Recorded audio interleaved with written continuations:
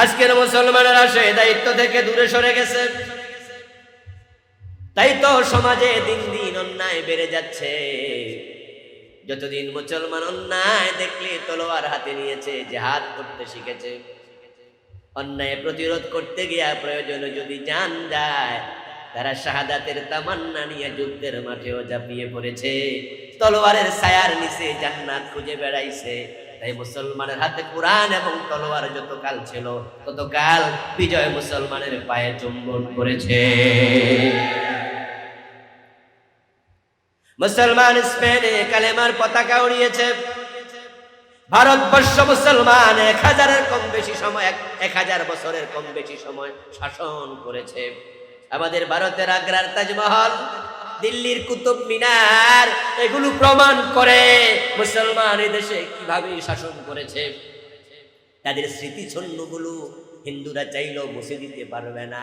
ভারতে শত শত থানার নাম মুসলমানের নামে আছে না নাই? এলাকার নাম আছে এলাহাবাদ। এলাহাবাদ কিভাবে আপনি বুঝবেন এগুলো? মুসলমান তামাম দুনিয়া দাবড়িয়ে বেরিয়েছে। অর্ধ দুনিয়া মুসলমানের করলগত ছিল। পৃথিবীর অর্ধেকটা মুসলমানরাই শাসন করেছে। কবি নজরুল চমৎকার ভাবে বলেছিলেন, হযরত ওমর রাদিয়াল্লাহু তাআলা আনহুর শাসনকালের ব্যাপারে তিনি বলেছিলেন, অর্ধ পৃথিবী করেছো শাসন তুলার তথ্যে বসে, খেজুর পাতার প্রাসাদ তোমার বারে বারে গেছে খসে।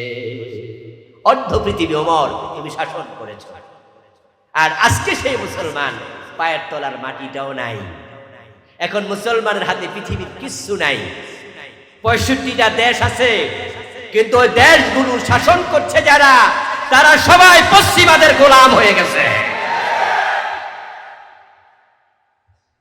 যখন মুসলমানরা অন্যের প্রতিবাদ ভুলে গেছে, জালেমদের সাপোর্টার হওয়া শুরু করেছে, শাহাদাতের তামান্না কল থেকে বের করে দিয়েছে, তাসবির দানা হাতে নিয়ে মসজিদের কোনায় ঢুকেছে, তখন থেকে মুসলিম ছিল বাঘের জাত, সিংহের জাত। ওই সিংহের মাথায় উঠে বিড়ালগুলো লাফালাফি শুরু করে দিয়েছে।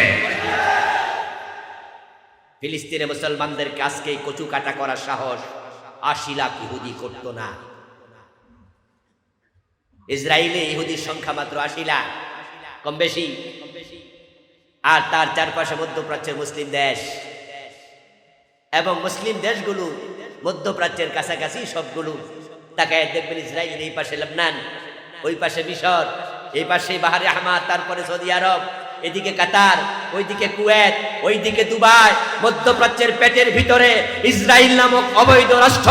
মাত্র 80 লাখ ইহুদি মুসলমানদেরকে এভাবে নিধন করতে পারত না। 200 কোটি মুসলমান যদি তলোয়ার হাতে নিয়ে জিহাদের ডাক এখনো দেয়, তামাম দুনিয়াতে মুসলমানের চোখের দিকে তাকাইতে সাহস কোনো কাফের করবে না। কিন্তু মুসলমান এখন সেই প্রতিবাদ, সেই তলোয়ার ছেড়ে দিয়েছে। আল্লামা ইকবাল রাহমাহুল্লাহ জন্য বলেছেন, সার কি শের পর বিল্লি খেল রহি, कैसा है मुसलमान को बदनसीब, शहादत की तमन्ना भूल गई और तस्बीह की दानों में जन्नत ढूंढ रही। রাসূলুল্লাহ সাল্লাল্লাহু আলাইহি ওয়াসাল্লাম বলেছিলেন, আল জান্নাতু তাহতা জিলালিস সুয়ুফ।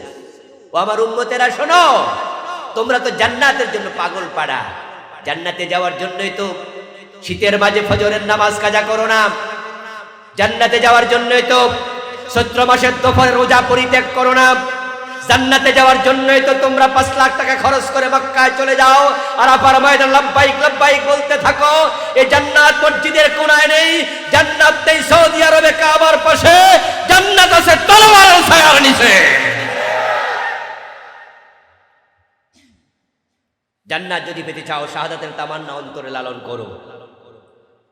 আপনি যদি শহীদ হন, তাহলে আল্লাহ তাআলা কোরআন মাজিদে বলছে তাকে মৃত বলা যাবে না, কারণ সে আল্লাহর জান্নাতে জীবিত।